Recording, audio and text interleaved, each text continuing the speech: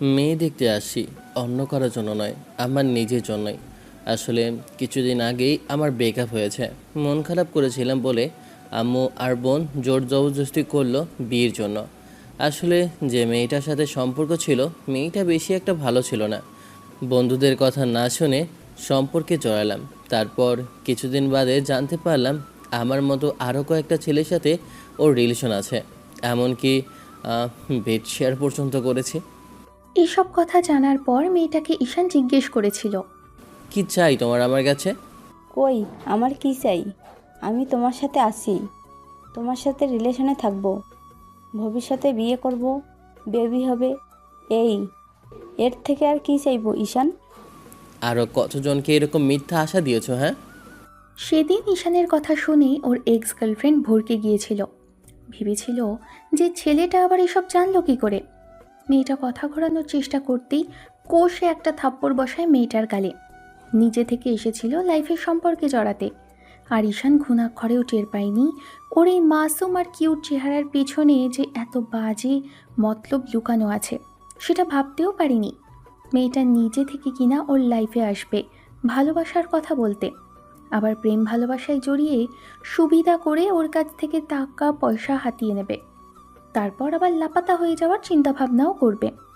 আজকালকার কিছু মেয়েদের কাজই হচ্ছে এরকম টাকা পয়সা খেয়ে ছেলেদের থেকে সব রকমের সুযোগ সুবিধা নিয়ে পরবর্তীতে দূরে সরে যাওয়াটা তাদের কাজ। এইসব কর্মকাণ্ডের কারণে ছেলেরা মেয়েদেরকে বিশ্বাসই করতে পারে না। বিশ্বাস একটা কাচের আয়নার মতো, পড়ে গেলেই সহজে ভেঙে যায়।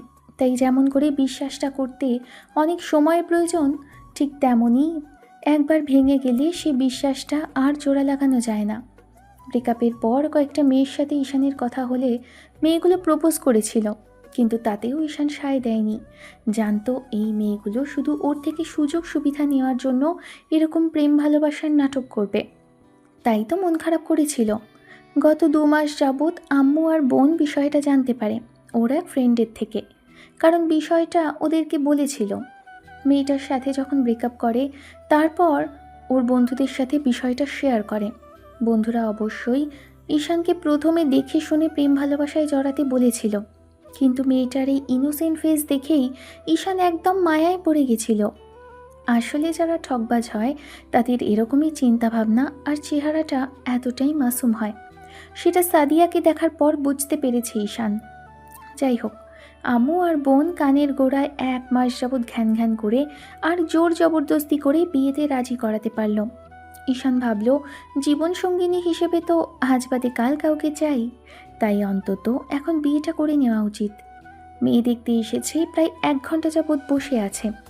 এর মাঝখানে মেয়ের আম্মু আসলেও মেয়ের আব্বু বাসাতে নেই। তারপর যখন মেয়ের আম্মুকে ঈশানের আম্মু বলতে লাগলো, ভাবি সাহেবা, আপনি যদি মেয়েটাকে একটু আনতেন আমাদের দেখতে সুবিধা হতো। তাছাড়া অনেকক্ষণ যাবৎ বসে আছি, আজকে যে সম্পূর্ণ কথা হবে তা তো নয়।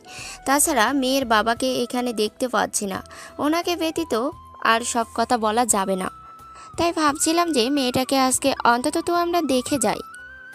এছাড়াও দুই পরিবারের সম্মতির আর দুই ছেলে মেয়েরও সম্মতির দরকার আছে, না হলে তো আর বিয়েটা সম্পূর্ণ হবে না। আমরা এক তরফাভাবে আপনাদের মেয়েকে আপনাদের পরিবারকে পছন্দ করলাম, আপনাদের কোনো কিছুই পছন্দ হলো না। আপনারা তো আর মেয়েদের এমনি এমনি আমাদের ছেলের হাতে তুলে দিবেন না, তাই না? আম্মুর এরকম গোছানো আর সুন্দর কথা শুনে ভদ্রমহিলা মুচকি হেসে আশ্বাস দিয়ে চলে গেল। একটু বাদে মেয়েকে নিয়ে ফিরে আসলো, আর মেয়েটার সাথে ওর আম্মু আর ছোট একটা মেয়ে, 14 থেকে 15 বছরের মেয়েটা হবে, ওই মেয়েটাকে ধরে নিয়ে আসছে। ঈশান মেয়েটার দিকে তাকিয়ে যেন একদম থ হয়ে গেল, কারণ গল্প সিনেমায় মানুষের যেমন বর্ণনা দিয়ে থাকে ঠিক তেমনিভাবে বর্ণনা অনুযায়ী মেয়েটাকে মিষ্টি দেখতে, প্রচণ্ড পরিমাণে কিউট লাগছে কালো শাড়িতে। তবে কালো শাড়ি কেন পরেছে? বিয়ের আগে নাকি মানুষকে কালো শাড়ি পরায় না, তাহলে আজকে পরেছে কেন? সাদা ধবধবে শরীরটার সাথে একদম ম্যাচ করেছে মেয়েটার, যে কোনো শাড়িতেই হয়তো মেয়েটাকে সুন্দর লাগবে। ঈশান শান্ত হাঁ করে মেয়েটার দিকে তাকিয়ে রইল। আম্মু এবার ওকে একটু গুঁতো মেরে বলতে লাগলো, কি আব্বু, বলেছিলাম না মেয়েটাকে দেখলে পছন্দ হবে? আসলে আমি ছবিতে দেখেছিলাম ঘটক আজকে আসতে পারেনি, তবে আমাদের ঠিকানা দিয়ে পাঠিয়েছে। ভাবিকে দেখে তো একদম হাঁ করে তাকিয়ে আছিস। আম্মু কতবার করে বলছিল, তুই তো আসতেই চাইছিলি না। দেখ কত সুন্দর লাগছে ভাবিকে। এখন আম্মুকে বল ভাবির সাথে কথা বলবি, আর না হয় একদম বিয়ের কথা বলে ফেল। মেয়ে তোর পছন্দ হয়েছে বললেই সামনের দিকে এগোবে। বোনটা খুঁচিয়ে খুঁচিয়ে কথা বলছিল। ঈশান দেখলো বোনের মুখে একটা তৃপ্তির হাসি, হয়তো ভাইয়ের বউ পছন্দ হয়েছে তার জন্য। ওদেরও যে মেয়েটাকে খুব বেশি পছন্দ হয়েছে, কিন্তু স্বভাব চরিত্র আর রাগ জেদটা কেমন সেটাই দেখার বিষয়। যার তার সাথে বিয়ে করার কথা বললেই কি আর বিয়ে করা যায়? কথাগুলো ভাবছিল, এর মাঝখানে মেয়েটার সাথে আম্মু কথা বলতে আরম্ভ করলো। ঈশান কোনো কথা বলছে না, সেই তখন থেকে হাঁ করে তাকিয়ে আছে। ছেলেটার মনে হচ্ছে ও কোনো পরী দেখছে। এই মেয়েকে যে কেউ দেখলে প্রথম দেখাতেই প্রেমে পড়ে যেতে বাধ্য হবে। তার উপর শুনেছে সুন্দর মেয়েদের নাকি বয়ফ্রেন্ডের অভাব হয় না। কথাটা ভাবতেই ফুস করে হাওয়াটা বেরিয়ে গেল ঈশানের। ছেলেটা আগের থেকে কনফিডেন্স লেভেল শূন্য করে চুপচাপ তাকিয়ে রইল মেয়েটার দিকে। ঈশানের মনে হতে লাগলো মেয়েটার সাথে অন্তত একটু কথা বলা দরকার, কিন্তু এর মাঝখানেই কেউ একজন এসে ডাইনিংয়ে উপস্থিত হলো। তারপর সেদিকে তাকাতেই সবাই বুঝতে পারলো যে এই ভদ্রলোকই মেয়ের বাবা, কারণ উনি এসেই বলতে লাগলেন, কোহিনূর যাদের আসার কথা ছিল এরাই কি তারা? মেয়ের আম্মু কিছু বলার আগেই ঈশানের আম্মু এবার লোকটাকে দেখেই উঠে দাঁড়ালো। লোকটাও যখনই ওর আম্মুর দিকে ফিরল, ঈশান খেয়াল করে দেখল দুজন দুজনের দিকে কেমন যেন অপলক দৃষ্টিতে তাকিয়ে আছে। দেখেই মনে হচ্ছে যে কোনো ঘটনা তো আছে, কিংবা দুজন দুজনকে আগে থেকেই পরিচিত। এমন কিছু দেখেই ঈশান ভাবলো এই বুঝি দুজন হেসে বলবে, কী রে কেমন আছিস, হয়তো দুই বন্ধু, এরকম কিছু ভাবছিল। কিন্তু ঠিক তখনই বলতে লাগলো, শাইলা তুমি এখানে? হ্যাঁ, আমি এখানে, কিন্তু তুমি এখানে কি করছো? আমি তো সেটাই বুঝতে পারছি না। আমার বাড়িতে আমি থাকবো না, আর মেয়েটা যেহেতু আমার, তাহলে এখানে তো আমরাই থাকার কথা। কিন্তু তোমরা এই যে আমার মেয়েকে দেখতে আসবে, আমি তো সেটা ভাবতে পারিনি। সেটাই, আমিও ভাবতে পারিনি যে মেয়েটা তোমার হবে, আর জানলে কখনো এখানে আসতাম না। ভদ্রলোক আর ভদ্রমহিলার কথাতেই সবাই কিছুটা আঁচ করতে পারল এদের মাঝে আগে থাকতে কোনো ঝামেলা আছে। বিষয়টা ভেবে নিয়েই ঈশান আম্মুকে যখনই কিছু বলতে যাবে, তার আগেই আম্মু ঈশানকে উদ্দেশ্য করে বলতে লাগলো, কি হলো, তোমরা এখন এখানে বসে আছো কেন? ওঠো, আমরা এখানে আর থাকছি না। আর এই মেয়ের সাথে তোমার বিয়ে হওয়া সম্ভব না। কিন্তু কেন আম্মু? আমি তো সেটাই বুঝতে পারছি না। তাছাড়া ওকে তো আমার পছন্দ হয়েছে, আমি ওর সাথে একটু কথা বলতে চাই। তোমাদের মাঝে কি কোনো ঝামেলা আছে আম্মু? উনি কি তোমার ফ্রেন্ড নাকি আগে থেকে চেনা পরিচিত? নিজেদের রাগের কারণে এখন বিয়েটা কেন ভেঙে দিতে চাইছো? তোমরা তো বললে মেয়েকে আমার পছন্দ হবে, তাহলে এখানে আসার পর আবার কেন চলে যেতে চাইছো? আমি তোমাকে বলছি না আমার এই মেয়েকে পছন্দ না। তাছাড়া এখানে তোমার সাথে কোনো সম্পর্ক তৈরি হবে না। চলো এখান থেকে।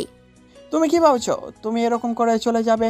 আর তুমি চাইলো আমি আমার মেয়ের বিয়ে তোমার ছেলের সাথে দিব না? আমি তোমার থেকে আগে চিন্তা করে রেখেছিলাম, তোমাকে দেখার পর এই বিয়েটা কখনোই হবে না। তোমরা আসতে পারো। তুমি চাইলেও এই বিয়ে হতো না। আমি সব কিছু জানার পর কি আমার ছেলের বিয়ে তোমার মেয়ের সাথে দেবো ভেবেছো? কখনোই না। কি হয়েছে সেটা তো বলবে।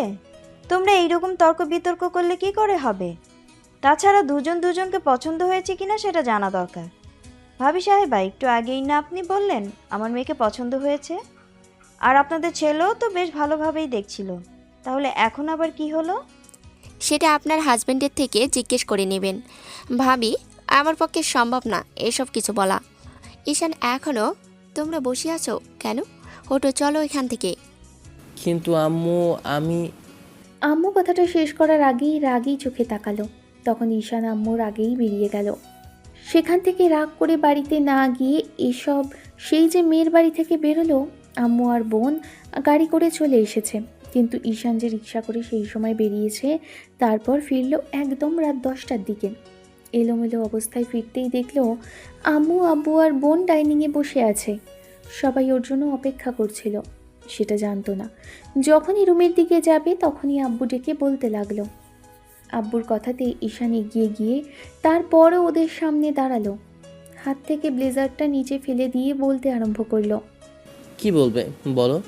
ভালো লাগছে না কিছু, আমি গিয়ে একটু রেস্ট নেব। সে কি কথা, তুমি খাবার খাবে না আব্বু? খাওয়ার ইচ্ছাটাই মরে গেছে। তোমরা যে কাণ্ড করেছো দুপুরে, আমার তাতে করে আর খেতে ইচ্ছে করছে না। ঈশানের কথাতে আব্বু অবাক চোখে আম্মুর দিকে তাকালো।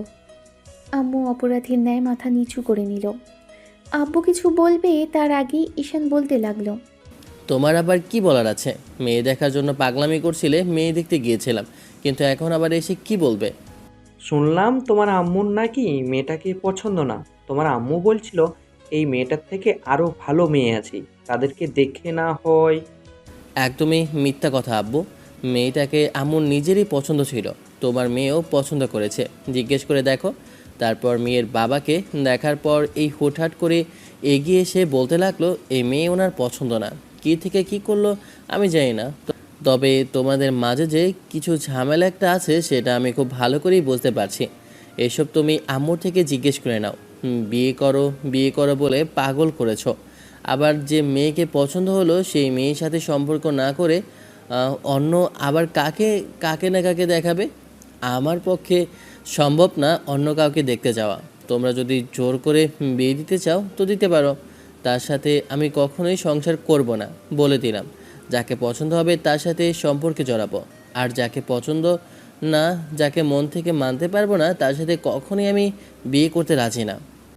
ঈশান, তুমি কিন্তু খামাকা জেদ করছো। এই মেয়েটার সাথে তোমার সম্পর্ক হবে না, আমি সেটা আগেই বলে দিচ্ছি। ওকে ফাইন, আমি তো বলছি না জোর করে সম্পর্ক করতে।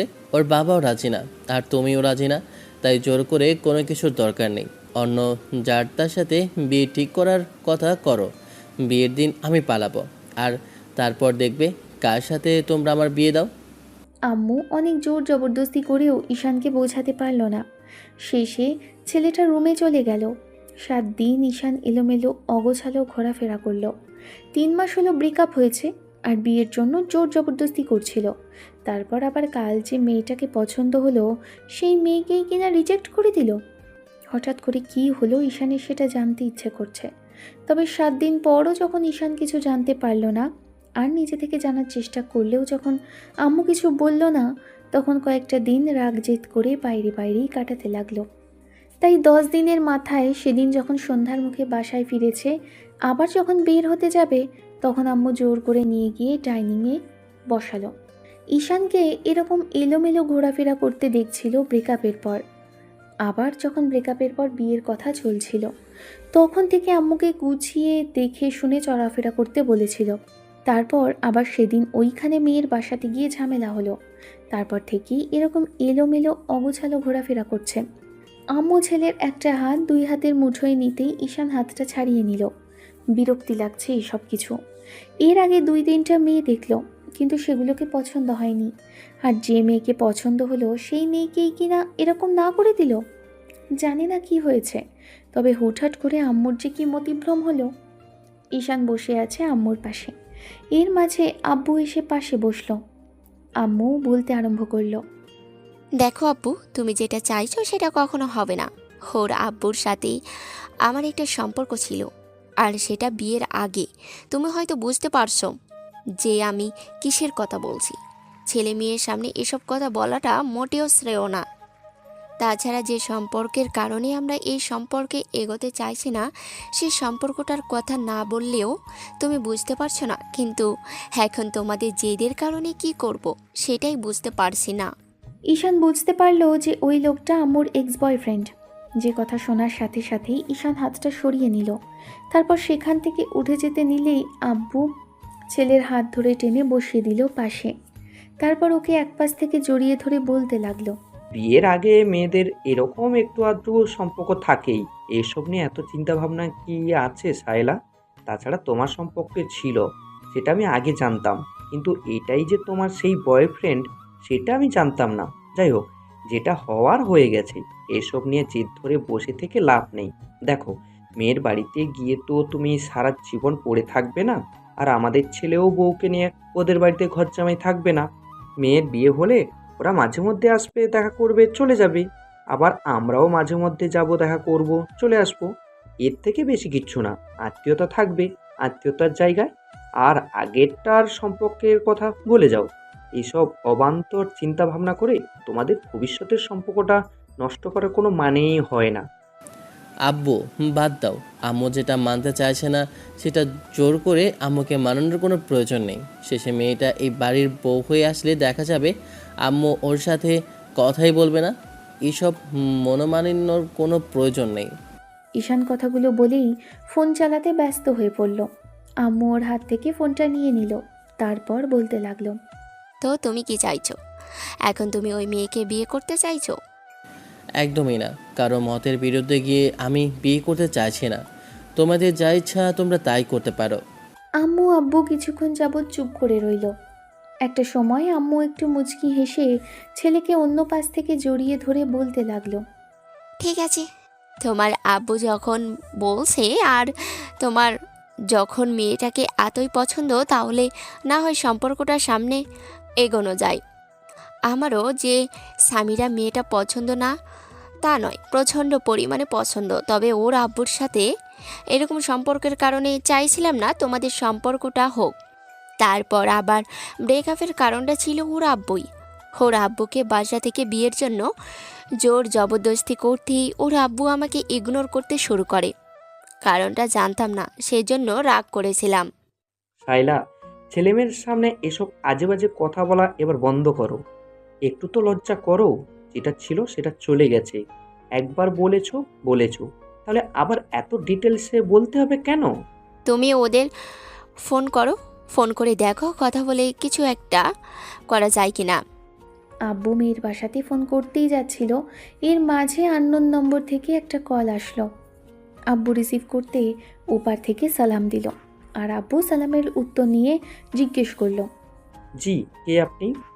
আসলে আমি স্বামীর আব্বু। কয়েকদিন আগে আপনার ফ্যামিলির লোকজন আমার মেয়েকে দেখতে এসেছিল। আসলে আমাদের কিছু বোঝার ভুল ছিল আর কিছু কথা কাটাকাটি হয়েছিল, সেই জন্যই আর কি সরি বলতেই ফোন দিয়েছিলাম। দেখুন ভাই সাহেব, আমি সবই শুনেছি। যেটা ছিল সেটা ভুলে যাওয়ার চেষ্টা করুন। আর যেটা হয়েছে সেটার জন্য ভবিষ্যতের চিন্তা ভাবনাটা বাদ দিয়ে অতীতকে ধরে রেখে কষ্ট পাবার কোনো মানেই হয় না। এখন অনেকগুলো দিন পার হয়ে গেছে। এখন এসব নিয়ে না ভাবাটাই ভালো। আমিও সেটাই ভাবছিলাম। আসলে স্বামী আর আম্মু বলল যে সমর্থনটা ভালো, তার উপরে ছেলেটা দেখতে শুনতেই ভালো। ওর আম্মু আর ঘটক এর মাঝে খোঁজ খবর নিয়েছে ছেলেটা নাকি ভালো, সেই জন্য কথা বলতে ফোন করলাম। আসলে আপনাদের যদি রাগ জেদ না থাকে কিংবা সেদিনের বিষয়টি নিয়ে রাগ করে না থাকেন, তাহলে আমরা চাইছিলাম বিষয়টাকে সামনের দিকে এগোতে। এখন কি আপনারা কি বলেন? আলহামদুলিল্লাহ, ভালো প্রস্তাব। আসলে আমি আমার ফ্যামিলির সবার সাথে কথা বলছিলাম যে এসব বিষয়টা ঠিক হয়নি, কিন্তু এর মাঝে আপনি নিজেই ফোন দিলেন। যাই হোক, দুই পরিবারের যখন সম্মতি আর এসব বিষয় নিয়ে আলোচনায় বসতে চাইছেন, তাহলে আর দেরি করে লাভ নেই। ছেলে মেয়েদের দুজনকে এক করে দেওয়াই ভালো। আমার ছেলে তো জেদ ধরে বসে আছে যে আপনার মেয়েকে ছাড়া অন্য কাউকে বিয়েই করবে না।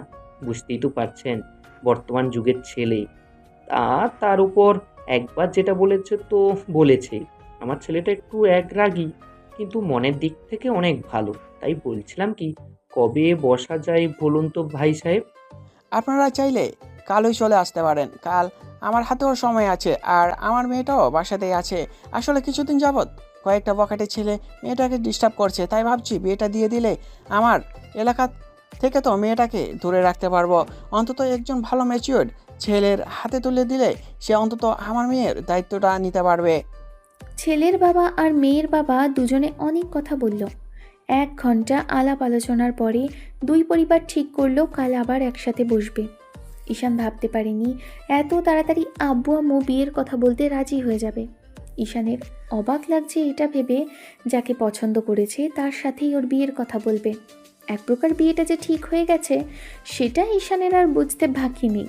তাই ঈশানও পরের দিন যাবার জন্য সকাল থেকেই রেডি হচ্ছিল। আজকে আবার সাথে কয়েকজন বন্ধুদেরও নিয়ে যাবে। যদি সব কিছু ঠিকঠাক থাকে তাহলে আজকেই বিয়ের কথাটা বলবে। কারণ বিয়েটা ঈশান তাড়াতাড়ি করে ফেলতে চায়, আর যেন কোনো ঝামেলা না হয় সেজন্য। পরদিন সপরিবারে ঈশান বন্ধুদের নিয়ে বেরোলো। মেয়ের বাসাতে আজকে আসতে বেশ খানিকটা সময় লাগলেও মনটা আজ বেশ ফুরফুরে। ঈশানের বন্ধুরা ওকে হাজারটা খোঁচা দিয়ে কথা বলল। তারপর মেয়ের বাসাতে আসলে ডাইনিংয়ে বসার ব্যবস্থা করলো। হালকা নাস্তা ব্যবস্থা করা হলো। তারপর সবার সাথে কুশল বিনিময় করে নিয়ে একদম কথাবার্তার দিকে চলতে লাগলো। এর মাঝেই ঈশানের আব্বু বলতে লাগলো, বলছিলাম কি ভাই সাহেব, মেয়েকে একটু আনার ব্যবস্থা করুন। সেই দিন আমার ওয়াইফ ছেলে মেয়ে দেখলেও আমি তো দেখতে পারিনি, তাই বলছিলাম কি মেয়েকে আনলে খুশি হতাম আর কি। হ্যাঁ হ্যাঁ, অবশ্যই। কোহিনূর যাও, মেয়েকে নিয়ে আসো, আর দেখো তোমার মেয়ের সাজা শেষ হয়েছে কিনা। মেয়ের আব্বু ওনার ওয়াইফকে কথাটা বলতেই চলে গেলেন। ঈশানের আব্বু ভদ্রলোকের সাথে কথা বলতে লাগলো। আরও 10 মিনিট পরে মেয়েটাকে এনে সামনে বসানো হলো। ঈশান মুখে হাত দিয়ে বসে আছে, মেয়েটার দিকে তাকিয়ে দেখছে। আজকে আবার একটা গোলাপি কালারের শাড়ি পরেছে। সব মিলিয়ে এই হালকা মেকআপে আর হালকা গহনাতে অসম্ভব রকমের ভারী মিষ্টি লাগছে মেয়েটাকে। দেখে মনে হচ্ছে আজকেই তুলে নিয়ে গিয়ে বিয়ে করতে। মেয়েকে দেখাশোনা শেষ হতে আব্বু আলহামদুলিল্লাহ বললেন। তারপর ভদ্রলোকের একটা হাতে 2 হাতের মুঠোয় নিয়ে বলতে আরম্ভ করলেন, ভাই সাহেব, আপনাদের যদি কোনো আপত্তি না থাকে তাহলে আমি আপনার মেয়েকে আমার বাড়ির পুত্রবধূ করে নিতে চাই। আমাদের মেয়েকে খুবই পছন্দ হয়েছে। আমি বুঝতে পারিনি আমার ছেলের আপনাদের মেয়েটাকে এত পছন্দ কী জন্য। আজকে এখানে আসার পর আমি খুব ভালো করেই বুঝতে পারছি। আপনারা যদি চান তো খুব তাড়াতাড়ি আমি বিয়ের কথাটা বলতে পারি। এখন আপনারা কি বলেন? সেটা না হয় ঠিক আছে, কিন্তু সবার আগে আমাকে আপনার ওয়াইফের সাথে কথা বলতে হবে। উনি এসব নিয়ে আবার পরবর্তীতে কোনো ঝামেলা করবে নাকি, সেটা নিয়ে আমাকে কথা বলতে হবে। ঈশানের আম্মু ভ্রু কুঁচকে তাকালো। সবাই বিয়ের কথা বলা বাদ দিয়ে এবার আম্মু উঠে আসলো। সামিরার আব্বু উঠে সাইডে দাঁড়াতেই তখন আম্মু বলতে লাগলো, কি বলবে বলো। বলছিলাম কি, আমার মেয়েটাকে বাসায় নিয়ে গিয়ে টর্চার করতে আরম্ভ করবে না তো? মানে আমার ওপরে রাগটা আমার মেয়ের ওপর দেখাবে না তো? তোমার কি আমাকে দেখে একদম এরকম বাজে মহিলা বলে মনে হয় যে একজনের মেয়ের উপর এরকম জেদ খাটাবো? আমারও একটা মেয়ে আছে, আজ বাদে কাল সেও অন্যের ঘরে যাবে। তার সাথেও যদি কেউ এরকম কিছু করে তাই আর তুমি যেটা দেবে তার অর্ধেক হলেও ফেরত পাবে, এরকম কিছুর কথা আমি চিন্তাও করি না। ঝামেলা তোমার সাথে আমার থাকতে পারে, কিন্তু তোমার মেয়ের সাথে না। বিয়ের পর তুমি তোমার মেয়ের কাছে গিয়ে শুনে নিও যে সে কতটুকু ভালো আছে। সে বিশ্বাস তোমার ওপর আমার আছে। তারপর জিজ্ঞেস করে নিলাম, দেখা গেল রাগের বশে আমার মেয়েকে 2-4টে কথা শুনিয়ে দিল। আর এসব বিষয়ে কিছু জেনে না ওকে কোনো যেন এসব কিছুই জানতে না দেওয়া হয়। মেয়েটা একটু রাগে, কিন্তু দিন শেষে মনের দিক থেকে অনেক ভালো, তোমাদের সাথে ভালো থাকবে, আমি সেটা জানি। কিন্তু এসব নিয়ে আর কখনো কথা উঠিও না। আমিও চাইছি এটা এখানেই শেষ হোক, আর যত তাড়াতাড়ি সম্ভব ওদের বিয়েটা দিয়ে দিতে, তাতে দুজনেরই রাগটা কমে যাবে। আগে যেটা ছিল সেটা ভুলে যেতে চাই। দুজনের পরিবারের আত্মীয়তা হচ্ছে সেটাই না হয় থাক। তুমি বলছো বিয়েটা সামনের দিকে এগোনো যায়, তাহলে তো আর কোনো সমস্যা নেই, আমি আজকেই কথা বলতে পারি। বিয়ের কথা যেহেতু উঠেছে তাহলে তোমার মেয়েকে জিজ্ঞেস করে নেওয়া উচিত সে বিয়েতে রাজি আছে কি না। আর না হলে তোমার এসব নিয়ে চিন্তা করতে হবে না। আমি যেখানে বিয়ে ঠিক করব আমার মেয়ে সেখানে বিয়ে করবে। তাছাড়া ওর অন্য কাউকে পছন্দ নেই। ওকে যাকে বলা হবে তাকেই বিয়ে করে নেবে। আমার মেয়ে অতটা অভদ্র নয় যে আবুর কথার ওপর দিয়ে কথা বলবে। থাক, নিজের মেয়ের আর গুণগান গাইতে হবে না। তোমার যে কীরকম স্বভাব চরিত্র সেটা আমার খুব ভালো করে জানা আছে। এ তো পড়লে আমার স্বভাব চরিত্র নিয়ে। দেখো, এসব বিষয় নিয়ে ঝামেলা করো না। তোমাকে বলছি, যেটা হয়ে গেছে সেটা হয়ে গেছে। দোষ তোমারও ছিল, আমারও ছিল। আমার দোষটা না হয় বেশি ছিল, তোমার কম ছিল না। তুমি তখন ওই রকম করে সন্দেহ করতে বলেই রাগের মাথায় আব্বু আম্মুর কথাতে বিয়েতে হ্যাঁ বলে দিয়েছিলে। থাক, পুরনো কাসন্দি ঘেটে লাভ নেই। যেটা হয়ে গেছে তো হয়ে গেছে।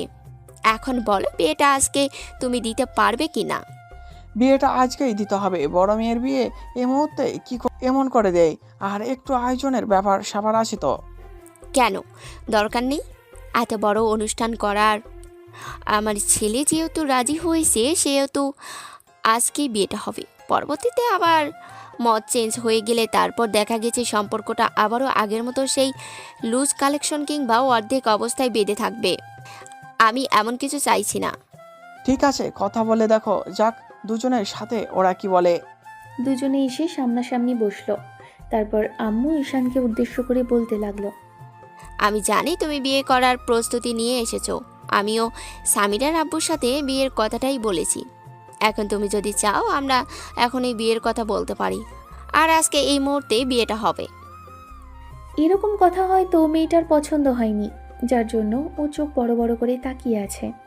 ঈশান একটু লাজুক হাসি দিল। এরকম করে বিয়ের কথা কেউ বলে নাকি? জানি না মেয়েটা লজ্জা পাচ্ছে কিনা, তবে এই মুহূর্তে ওর লজ্জা লাগছে। ঈশান কিছুক্ষণ আম্মুর দিকে তাকিয়ে থাকতেই আম্মু বলতে লাগলো, এবার খুশি হয়েছে তো যাও, তোমার বিয়েটা একদম পাকা করে ফেললাম। সামিরার আব্বুর রাজি আছে, আজকেই তোমাদের বিয়েটা হবে। কি বলছো তুমি? একটু আয়োজনের ব্যাপার স্যাপার আছে তো, সেইগুলো করে না হয় এসব বিষয় নিয়ে ভাবা যেত। আর একমাত্র ছেলের বিয়ে, তার বিয়েটা এরকম সহজ সাদাসিধে ভাবে দিবে? ওদের চেনা জানার ব্যাপার স্যাপার আছে, তাই বিয়েটা হয়ে যাক। তারপর না হয় মাসখানেক পরেই দুজনের রিসেপশনের অনুষ্ঠান হবে। ওরা দুজন আগেই নিজেদের মতো করে সময় কাটাক, তারপর দুজনে বললে এসব বিষয় নিয়ে ভাবা যাবে। যেই ভাবা সেই কাজ। ঈশান আর মেয়েটার সাথে কথা বলতে পারল না, তবে সরাসরি বিয়ে করে নিল। এটাও জানে না মেয়েটা বিয়েতে রাজি কিনা। ঈশানের মাথাতেই ছিল না যে মেয়েটাকে একটা বার জিজ্ঞেস করা দরকার ছিল, সেদিনের মতো কথা বলতে চাওয়া দরকার ছিল। একটু বাদেই কাজী এসে বিয়েটা সম্পন্ন করলো। দুই পরিবারের কথা অনুযায়ী অনেক টাকা দেনমোহর ধার্য করা হলো। তাতে ঈশানের যায় আসে না। এত সুন্দরী একটা বউ পেয়েছে, তবে মেয়েটার সাথে একবারের জন্য কথাও বলেনি। মেয়েটা কানা নাকি বোবা ওরা কিছুই জানে না। কথা বলতে পারে কিনা সেটাও বুঝে উঠতে পারে না। যাই হোক, সকল জল্পনা কল্পনা শেষে বিয়েটা করে ঈশান সবার সাথে বসে খাওয়া দাওয়া করলো। বউটা ওর অন্য পাশে বসে আছে, অল্প অল্প করে খাচ্ছে। বিয়ের সময় বুঝতে পারলো ঈশান মেয়েটা ওর থেকে বছরখানেকের সিনিয়র হবে, কিন্তু তাতেও কিছু যায় আসে না। বউটা তো ওরই। আজ বাদে কাল এসব চিন্তাভাবনা দূরে সরে যাবে। যাবার সময় বিদায়বেলায় মেয়েটা অনেকক্ষণ ওর আব্বু আম্মুকে জড়িয়ে ধরে কাঁদল। মেয়ের বাবা ঈশানকে অনেক কথাই বলল। ঈশানও মেয়ের বাবার সাথে বেশ স্বাভাবিকভাবেই কথা বলল। মেয়ের বাবা জামাইকে এক হাতে জড়িয়ে ধরে রেখে বলতে লাগলো, আমি জানি আমার মেয়ে ভালো থাকবে। তোমার আম্মু আমার অনেক দিনের পরিচিতি, ও রাগ করে থাকলেও আমার মেয়েকে ভালো রাখবে, সেটা আমি খুব ভালো করে জানি। আর শোনো জামাই হিসাবে, তোমার যদি কোনো কিছু প্রয়োজন হয় আর কখনো কিছু যদি আবদার করার ইচ্ছে থাকে আমার কাছে অবশ্যই করতে পারো, কারণ আমি এই পর্যন্ত যা করেছি আর যা চেয়েছি সবটা আমার মেয়েদের জন্য। এখনোই আমার সম্পর্কের অর্ধেকটা এখনোই তোমাদের। তাই যদি কোনো কিছু প্রয়োজন হয় তাহলে আমাকে অবশ্যই জানাবে। আঙ্কেল, এসবের কিছু প্রয়োজন হবে না, তবে আপনার মেয়েকে আমি ভালো রাখার চেষ্টা করব।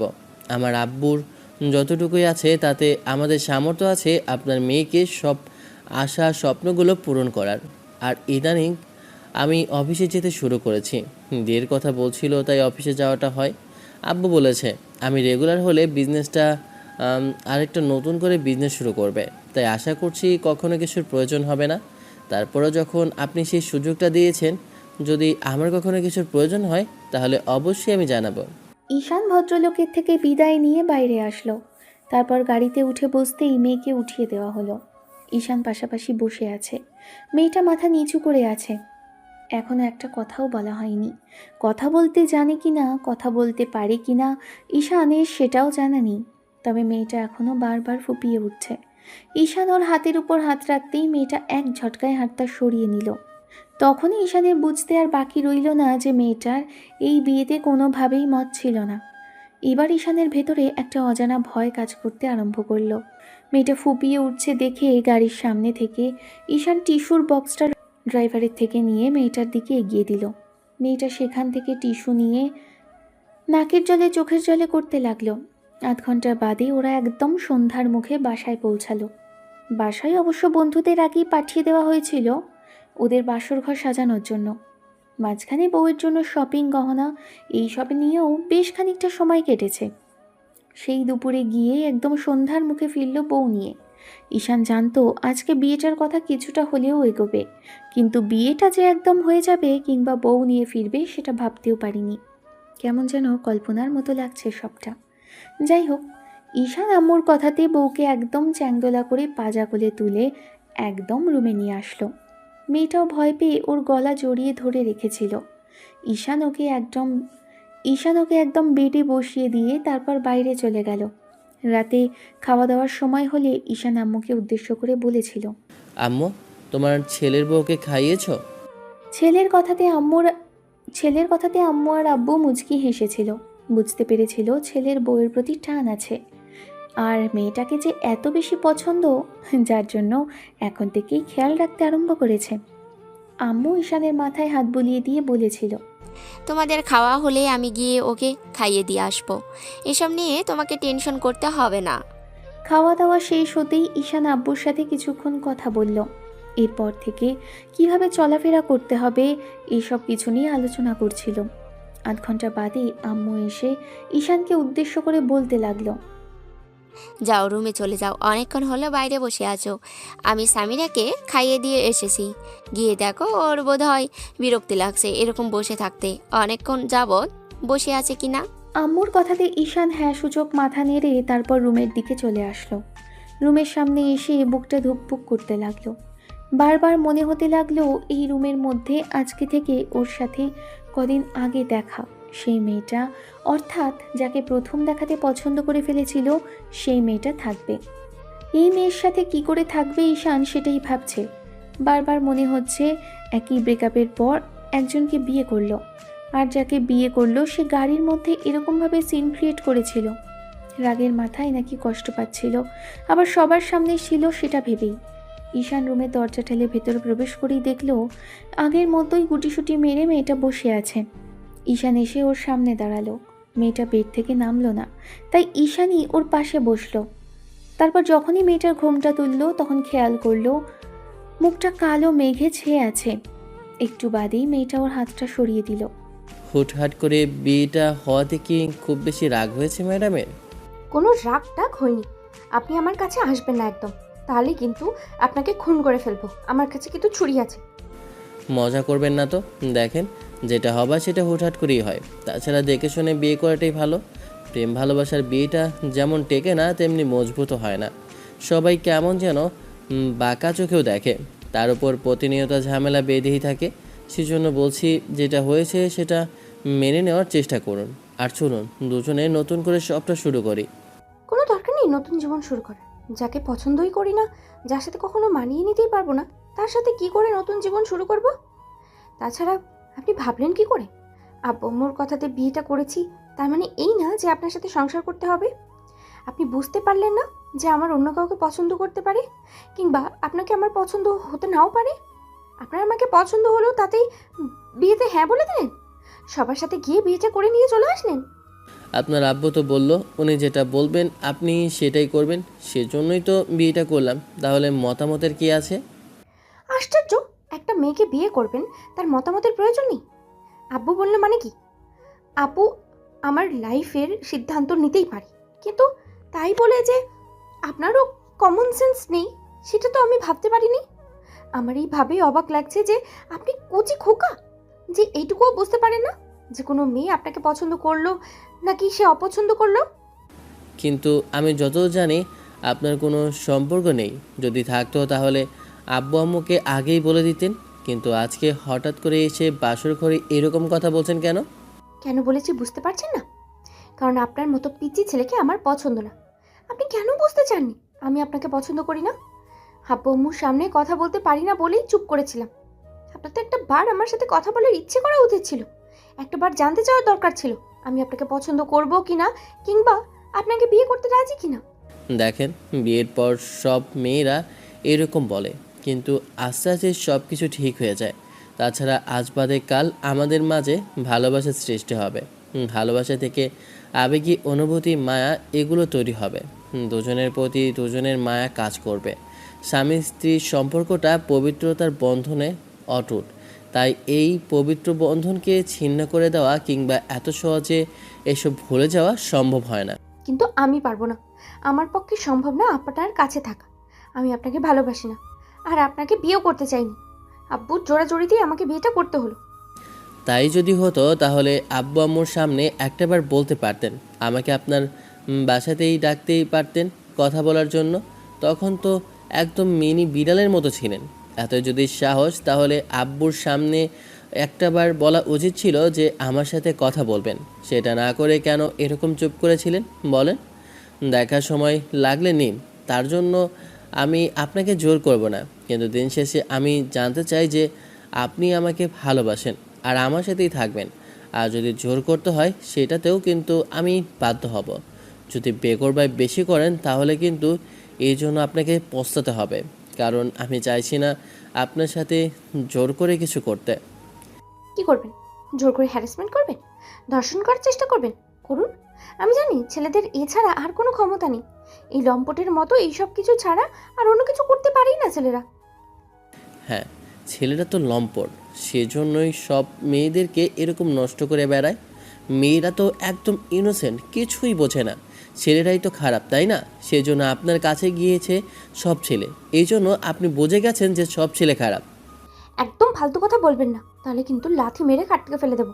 এত অহংকার কিসের আপনার? আমি ভাবতেই পারছি না আপনি কিসের জন্য এরকম করে রাগ দেখাচ্ছেন। আমার সাথে বিয়েটা যদি নাই করার হতো তাহলে অন্তত আগেই বলে দিতে পারতেন। বলার আর সুযোগটাই পেলাম কোথায়? তার আগেই আপনি জোর জবরদস্তি করে এরকম বিয়েটা করে নিলেন। বুঝতে পেরেছি, আপনার রাগের মাথায় এসব কথা বলতেন তো। ঠিক আছে, ফ্রেশ হয়ে এসে শুয়ে পড়ুন। কোনো ডাক নেই, আমি এই বিয়েতে থাকতে চাই না। আমি আজ বাদে কালকেই চলে যাব এখান থেকে। ঠিক আছে, তাহলে আপনার আব্বুকে আমি কল করে বলে দিচ্ছি ওনার মেয়ে থাকতে চায় না আমার সাথে। তারপর বাদবাকিটা আপনারা বাবা মেয়ে বুঝে নেবেন, কেমন? ঈশান ফোনটা হাতে নিতেই মেয়েটা ঝড়ের গতিতে ফোনটা নিয়ে নিল।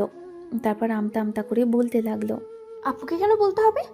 আর আপনি কিন্তু আমাকে ইমোশনালি ব্ল্যাকমেল করছেন আপুর ভয় দেখিয়ে, কিন্তু আপনি আমার কাছ থেকে ভাবতে পারবেন না। আজব তো, আমি আপনার আব্বুর ভয় দেখাতে যাব কেন? যেটা সত্যি সেটাই তো বললাম। তাছাড়া আব্বুর ভয় দেখিয়ে আমার লাভ কি? আমি তো চাইছি না কোনো ভয় দেখাতে। আপনার আব্বু বলেছে আপনি একটু রাগী, যদি উল্টাপাল্টা কিছু করেন তাহলে ফোন করতে, তাই তো ফোন দিতে চাইছি আমি। থাক থাক, আব্বুকে বলতে হবে না। আপনি খামোখা ভয় দেখাচ্ছেন। আমি এমনিতেই আব্বুকে প্রচণ্ড পরিমাণে ভয় পাই। আপনি যদি এইসব কিছু জানতে পারেন তাহলে তো আমাকে মেরেই ফেলে দিবে। ঈশান মুচকি হাসলো। মেয়েটার গালের পাশে হাত রাখতেই ও সরিয়ে দিতে গেলে ঈশান অন্য পাশে আরেকটা হাত রেখে জোর করে আগলে ধরল। সাথে সাথে সামিরা চোখ বন্ধ করে নিল। ঈশান ওর কপালে, গালে আর ঠোঁটে আলতো করে ঠোঁট ছুঁয়ে দিয়ে বলতে লাগলো, জোর করে কিছু করতে বাধ্য করিও না বউ। আমি তো তোমাকে প্রথম দেখাতেই পছন্দ করেছি, ভালোবাসতে বাধ্য হব কয়েকদিন বাদে। তাই বলছি কি, আমাকে জোর করো না কোনো বিষয়ে। আমি এমনিতেই তোমার সাথে মানিয়ে নিতে চাইছি, কিন্তু তুমি দেখছি সেটা সুযোগ দিবে না, তাই না? দেখো, যেটা হয়ে গেছে সেটার জন্য কেউ দায়ী নয়। তাছাড়া আজ বাদে কালকে তো বিয়ে করতেই হতো। যতদূর জানি বিয়ের আগে মেয়েদের যতই সম্পর্ক থাকে সেটা বিয়ের পরে মেয়েরা ভুলে যায়। তাই যেটা ছিল সেটা তুমিও ভুলে যাও। আর যদি বয়ফ্রেন্ড থাকে অবশ্যই যখন জানতে পারবে যে তোমার বিয়ে হয়ে গেছে তখন সে নিজে থেকেই দূরে সরে যাবে, কারণ সে জানে তোমার থেকে আর কোনো স্বার্থ নেই তার। কারণ তোমার কাছ থেকে টাকা পয়সা হাতানোর জন্যই সে হয়তো প্রেম করেছিল। তাছাড়া এত বড় লোকের মেয়ের সাথে কেউ এমনিতেই প্রেম ভালোবাসায় জড়াতে চাইবে না। যেটা বলেছি সেটা করার চেষ্টা করো বউ। যদি না করি তাহলে কি করবেন? আব্বুকে বলে দেবেন? না না না, আব্বুকে সবসময় বলতে যাব কেন? যদি পারি তো জোর করে কিছু করবো বউ। সামিরা ঈশানের কথাতে উঠে গেল বিড়বিড় করতে করতে। তারপর শাড়িটা চেঞ্জ করে আসলো। পাতলা একটা সুতির শাড়ি পরে আসছে, মেয়েটাকে খুব সুন্দর লাগছিল। ঈশান গিয়ে ড্রিম লাইটটা জ্বালিয়ে দিল। তারপর এসে সামিরার পাশে শুয়ে পড়ল। মেয়েটা শুতে চাইছিল না দেখে ঈশান ওর হাত ধরে হ্যাঁচকা টান দিল। তারপর হুটহাট করে মেয়েটা ওর বুকে এসে হুমড়ি খেয়ে পড়ল। ঈশান তখন ওকে দুই হাতে শক্ত করে জাপটে বুকের সাথে জড়িয়ে ধরতেই মেয়েটা ছোটার জন্য ছটফট করতে লাগলো। তখন ঈশান বলতে লাগলো, আমার বুকের মাঝে থাকবে নাকি আমাকে জোর করে কিছু করতে হবে? আমি চাইছি না বউ এখনই এই মুহূর্তে কিছু করতে। যদি চাও জোর করে কিছু করি তাহলে সেটা সরাসরি বলো যে তোমার জোর করে কিছু করাটা পছন্দ। কিন্তু তুমি দেখছি আমাকে জোর করতে বাধ্য করবে, তাই না বেবি? মেয়েটা চুপচাপ ঈশানের বুকের মধ্যে গুটিসুটি মেরে পড়ে রইল। একসময় ছোটার চেষ্টা করতেই ঈশান ওর গলায় ঘাড়ে কয়েকবার চুমু খেলো। তাতেই মেয়েটা বুঝতে পারল বেশি তেড়িবেড়ি করলে ঈশান জোর করবে, তাই চুপ করে রইল। রাতটা কোনো রকমে পার করলো সামিরা। পরদিন সকালে যখন ঘুম ভাঙে দেখে ছেলেটা ওকে জাপটে জড়িয়ে ধরে রেখেছে। বিরক্তি লাগলেও কেমন যেন ওর মুখের দিকে তাকিয়ে রাগটা পানি হয়ে গেল। ছেলেটাকে দেখতে একদম বাচ্চাদের মতো লাগছে। যে কোনো মেয়ে ওর প্রেমে পড়ে যেতে বাধ্য হবে। তাহলে ও কেন রাগ করে আছে? হুটহাট করে বিয়েটা হওয়াতে? ছেলেটা হয়তো একটা বার ওর মতামত জানতে চায়নি, সেজন্য রাগের মাথায় এরকম কথা বলল। নয়তো বা অন্য কোনো কারণে আব্বু আম্মুর মতামত জানতে চায়নি। ঈশান চিন্তাভাবনা যতই করছে ততই রাগ হচ্ছে এই ছেলেটার প্রতি। ওর জন্য বিয়েটা করতে হলো। কি দরকার ছিল হঠাৎ করে দেখতে যাওয়ার? আবার কালই বিয়েটা হলো। অবশ্য আব্বু বলেছে এই বাসাতে থাকলে ওর কোনো অসুবিধা হবে না, কিন্তু হুটহাট করে এখন এই মুহূর্তে বিয়ে করার কোনো ইচ্ছাই ছিল না। প্রথম দিন থেকেই বারবার বলে আসছে কোনো পাত্রপাত্রীর সামনে বসবে না, কিন্তু সামিরা ভাবতেও পারেনি যে ছেলে ওকে পছন্দ করবে আর তার সাথেই ওর বিয়ে হবে। ছেলেটাকে দেখতে বড্ড বেশি কিউট লাগছে এই ঘুমন্ত অবস্থাতে। ইচ্ছে করছে গালগুলো টেনে দিতে। যাই হোক, অনেকক্ষণ যাবৎ ছাড়ানোর চেষ্টা করেও যখন পারল না, তখন সামিরার নড়াচড়ার কারণে ঈশান ওকে আরেকটু শক্ত করে জড়িয়ে ধরে চুলের ভাঁজে চুমু খেয়ে আদুরে আর ঘুম জড়ানো কণ্ঠে বলতে লাগলো, বেবি ঘুমাতে দাও না প্লিজ। কেন এরকম করছো? আমার ভালো লাগছে এরকম করে থাকতে। সামিরা চোখ বড় বড় করে তাকিয়ে রইল। ঈশান ওর গলায় ঘাড়ে মুখ ডুবিয়ে দিতেই মেয়েটা চুপচাপ শুয়ে রইল। সকাল 8টার দিকে যখন বোনটা এসে ডাকাডাকি করতে লাগলো, তখন ঈশান উঠে বসলো আর মেয়েটাকে চ্যাংদোলা করে উঠিয়ে বলতে লাগলো, বোন, তোর ভাবির গোসল শেষ হয়নি। গোসল শেষ হলেই আমি আসি ওকে নিয়ে। তাড়াতাড়ি আসো, সবাই খাবার টেবিলে বসে আছে। তুমি কি না বিয়ের পরদিনই রুম থেকে বেরোচ্ছ না? এত বউ পাগল হলে হবে ভাইয়া? বোন, তুই কিন্তু বড্ড বেশি জ্বালাচ্ছিস কিছুদিন ধরে। তারপর আজকে দেখছি কি সব আজে বাজে কথা বলছিস। তোকেও বিয়ে দেওয়ার ব্যবস্থা করতে হবে, তাই না? আমি সেটা খুব ভালো করেই বুঝতে পারছি। আমি আর এসব আজে বাজে কথা বলবো না। এই মুহূর্তে আমি বিয়ে টিয়ে করতে চাই না। তুমি এসব কথা বললো না প্লিজ। তাহলে আর যেন বড় ভাইয়ের সম্পর্কে এসব আজে বাজে কথা না শুনি, তাহলে কান টেনে ছিঁড়ে দেবো ফাজিল মেয়ে কোথাকার। ঈশান সামিরাকে কোলে নিয়ে কথাটা বলেছেন। মেয়েটা ছোটার জন্য ছটফট করতেই ঈশান ওকে একটা ধমক দিয়ে বলতে লাগলো, একদম চুপচাপ আমার কোলে থাকো। যদি বেশি লাফালাফি করো তাহলে কিন্তু কোল থেকে ফেলে দেবো, বলে দিলাম। ছেলেটার মুখে তুমি কথা শুনেছে কাল রাতে সামিরা। একবার আপনি করে বলেছিল, তো এখন আবার তুমি করে বলছে। তাহলে কি জোর করে ওকে এই ছেলেটার কাছে থাকতে হবে, মতের বিরুদ্ধে গিয়ে বিয়ে করে? তার উপর আবার সারা জীবন এরকম একটা বজ্জার ছেলের সাথে কি করে থাকবে? ঈশান ওয়াশরুমে নিয়ে গিয়ে মেয়েটাকে দাঁড় করিয়ে দিয়ে শাওয়ারটা ছেড়ে দিল। দুজনেই ভিজে গেল। সামিরা হুটহাট করে ভিজে যেতেই কয়েকবার জোরে জোরে নিঃশ্বাস নিল। অর্ধভেজা অবস্থায় মেয়েটাকে দেখতে কিউট লাগছিল, যার জন্য মেয়েটার দিক থেকে চোখের পলকই পড়ছিল না। ইচ্ছে করছিল এই মুহূর্তে এই মেয়েটাকে আদর করে দিতে, ছুঁয়ে দিতে। ঈশান বেরিয়ে যেতে নিয়েও কি মনে করে যেন ফিরে দাঁড়ালো। মেয়েটা এখনও ড্যাব ড্যাব করে ওর দিকে তাকিয়ে আছে। ঠোঁট থেকে চুঁয়ে চুঁয়ে পানি পড়ছে। গোলাপের পাপড়ির মতো ঠোঁটজোড়া দেখে নিজেকে সামলে রাখতেই কষ্ট হলো, যার জন্য কিছুক্ষণ চুপ করে থেকে মেয়েটাকে হ্যাঁচকা টানে নিজের সাথে এনে মেশালো।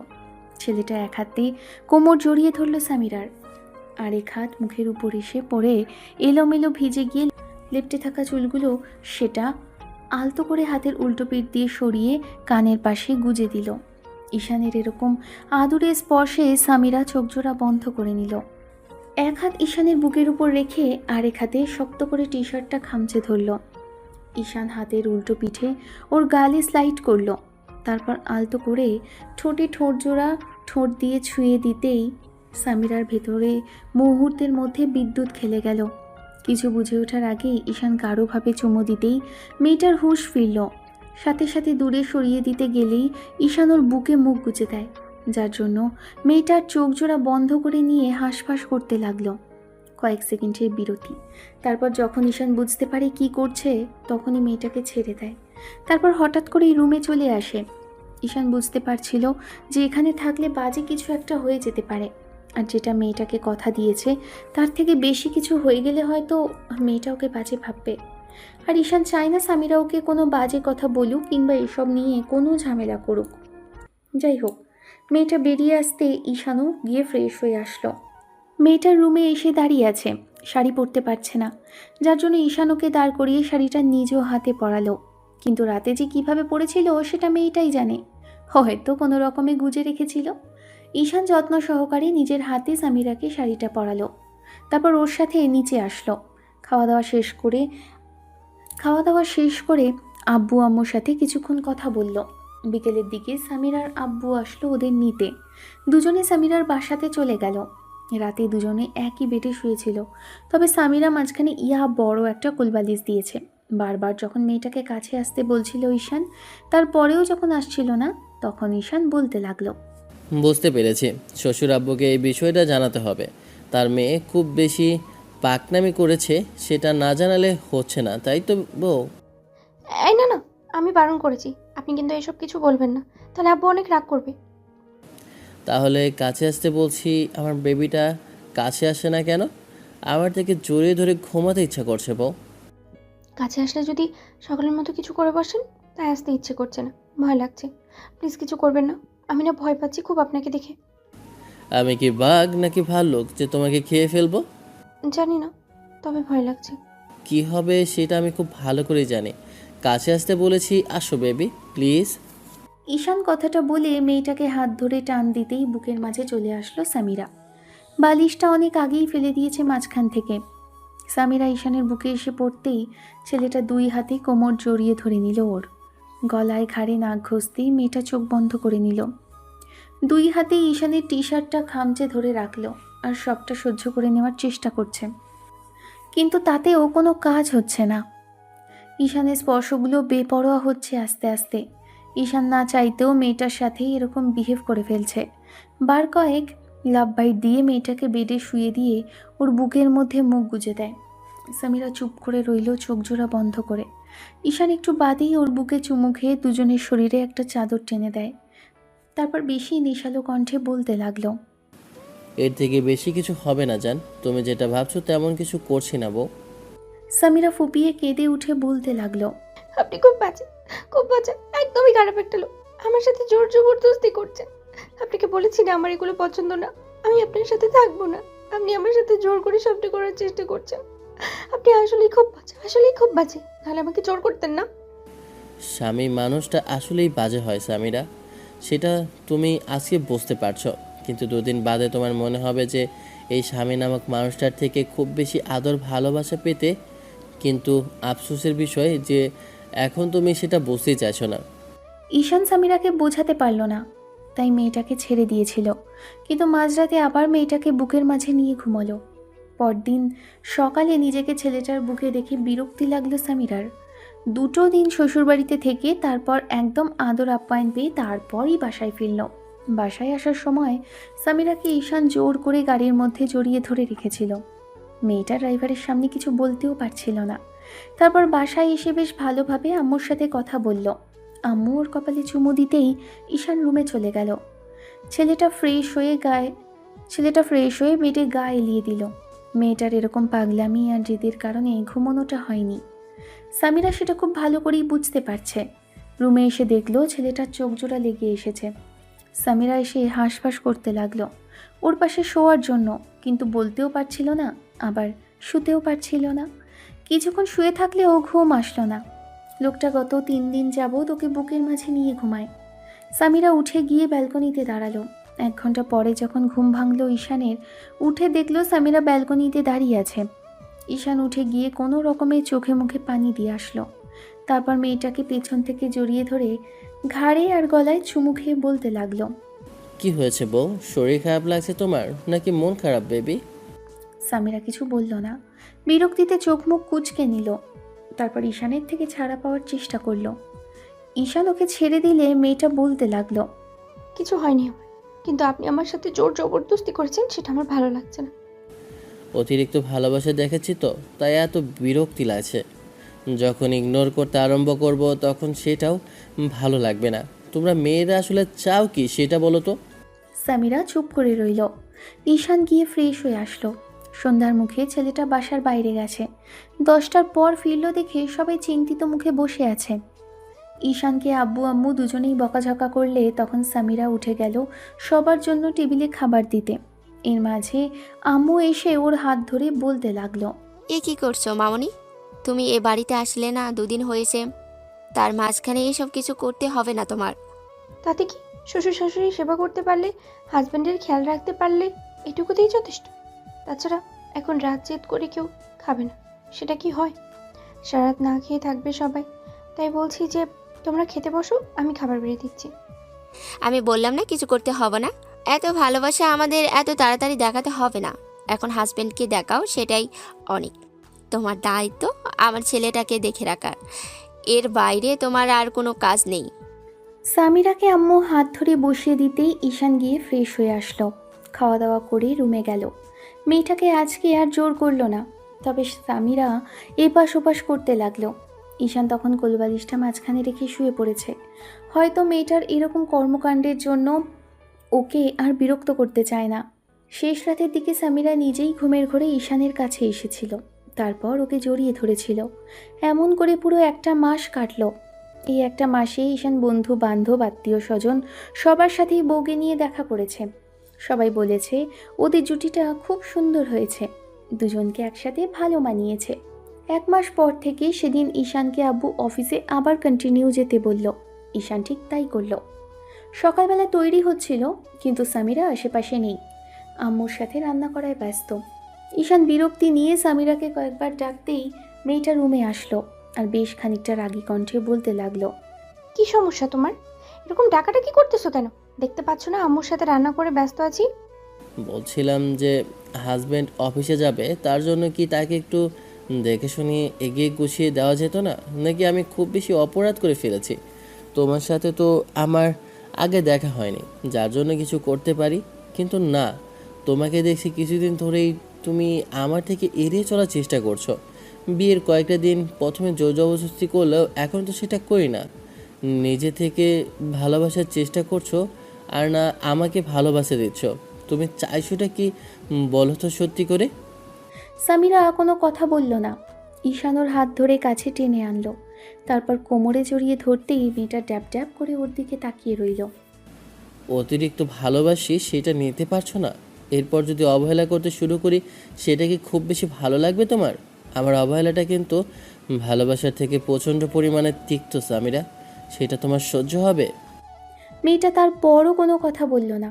ঈশান ওর গালে কপালে চুমু দিল। তারপর আলতো করে গলায় নাক ঘষে দিয়ে বলতে লাগলো, ঠিক আছে, তাহলে এখন থেকে আমার অবহেলাটা সহ্য করার জন্য তৈরি হ সামিরা। কথাগুলো বলে ঈশান ব্রেকফাস্টটা না করেই বেরোলো। দুপুরে মেয়েটাকে কল করলো, কিন্তু ও রিসিভ করলো না। কয়েকবার করে মেয়েটাকে কল করার পরও যখন রিসিভ করলো না, তখন বিরক্তি নিয়ে বসে রইল। কোনো কিছুতে মনোযোগ দেওয়া যাচ্ছে না। এই মেয়েটাকে বিয়ে করার পর থেকে একদম জীবনটা তেজপাতা হয়ে গেছে। একে যে কি করে বোঝাবে সেটাই জানে না। অনেক করে বোঝানোর চেষ্টা করেও একে বোঝাতেই পারলো না যে ঠিক কতটুকু ভালোবাসে। অতিরিক্ত ভালোবাসলে মানুষ সেটাকে তুচ্ছ ভাবে। অতিরিক্ত ভালোবাসা মানুষের জন্য ক্ষতির কারণ হয়। সেটা ঈশানের ক্ষেত্রেও তাই হয়েছে। সেদিন সন্ধ্যার মুখে ঈশান বাড়ি ফিরল এলোমেলো অগোছালো অবস্থায়। আজকে আর সামিরাকে একটাবারের জন্যও ডাকলো না, আবার নিচে নাস্তা করতেও গেল না। বোনটা এসে ডাকাডাকির পর ঈশান উঠে গেল নাস্তা করতে। তারপর বোনকে বলল খাইয়ে দিতে, কিন্তু বোন বলল, আমি ভাবিকে খাইয়ে দিতে বলছি। সুইটি কথা বলতেই ঈশান বাইরে চলে গেল। রাতে এসে একটু খাবার খেয়ে শুয়ে রইল, কিন্তু সামিরার সাথে কোনো প্রকার কথা বলল না। এমন করে দিন যাচ্ছে। যত দিন যাচ্ছে ঈশানের ব্যবহারগুলো চেঞ্জ হতে লাগলো। সামিরা তাতেই বুঝতে পারল যে ঈশান ওকে এখন নিজে থেকেই ইগনোর করছে। সামিরার প্রথম এসব নিয়ে না ভাবলেও এখন প্রচণ্ড পরিমাণে বিরক্ত লাগছে। লোকটা ওর সাথে কথা বলে না, প্রতিদিন রাতে বেডে ঘুমায়, তবে মাঝখানে কোলবালিশ দিয়ে। ঈশান অন্যদিকে ফিরে শোয়। সামিরা ওর কাছেও আসতে পারে না, আর ঈশান উল্টো মাঝখানে কোলবালিশ দিয়ে রাখে। এসব করেই যাচ্ছিল দিন। মাঝে আরও একটা মাস কেটেছে। এই একটা মাসেই এই একটা মাসে ঈশান নিজে থেকে জোর জবরদস্তি করেনি, কিংবা কোনো প্রকার নিজে থেকে সামিরার সাথে কথা বলারও চেষ্টা করেনি। ঈশান বুঝতে পেরেছে সামিরা এতে কিছু যায় আসে না। প্রতিদিনের মতো যখন ঈশান সকালবেলা বেরোনোর জন্য রেডি হচ্ছিল, তখন সামিরা বলতে লাগলো, আমি একটু বাসা যাবো, আমাকে একটু দিয়ে আসবেন? ঈশান কিছুক্ষণ তাকিয়ে রইল, তারপর টাইটা পড়তে পড়তে বলতে লাগলো, ঠিক আছে, তৈরি হয়ে থাকো, আমি দুপুরে গিয়ে দিয়ে আসবো তোমাকে। ঈশানের যেই বলা সেই কাজ। দুপুরে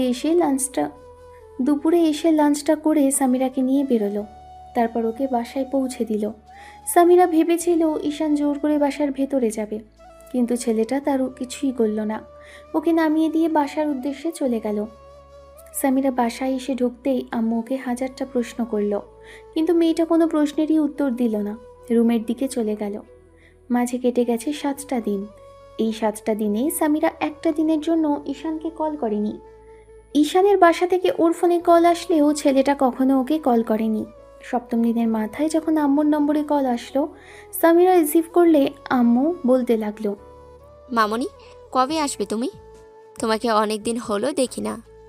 আসলে তোমাকে বলারও সাহস পাচ্ছি না তুমি আসবে কবে। 2 মাসের মাঝখানে বাসায় যাওনি, তাই ঈশান বলছিল যে কয়েকটা দিন থেকে আসবে, কিন্তু মাঝখানে এইরকম কিছু হলো। সামিরা অবাক চোখে কিছুক্ষণ ফোনের স্ক্রিনের দিকে তাকিয়ে রইল। এমন কিছু হলো মানে কিসের কথা বলছে আম্মু? মেয়েটা কিছু জিজ্ঞেস করতে যাবে, এর মাঝে কারোর কাশির শব্দে সামিরার বুঝতে বাকি রইল না ঈশানের জ্বর ঠান্ডা লেগেছে। কারণ ওপার থেকে ছেলেটা বলছিল, আম্মু, কার সাথে কথা বলছো? আমাকে একটু পানি দাও না, আমার খুব পিপাসা লেগেছে। আম্মু বলল সামিরার সাথে কথা বলছে, কিন্তু তাতেও ছেলেটার থেকে কোনো প্রতিক্রিয়া পেল না।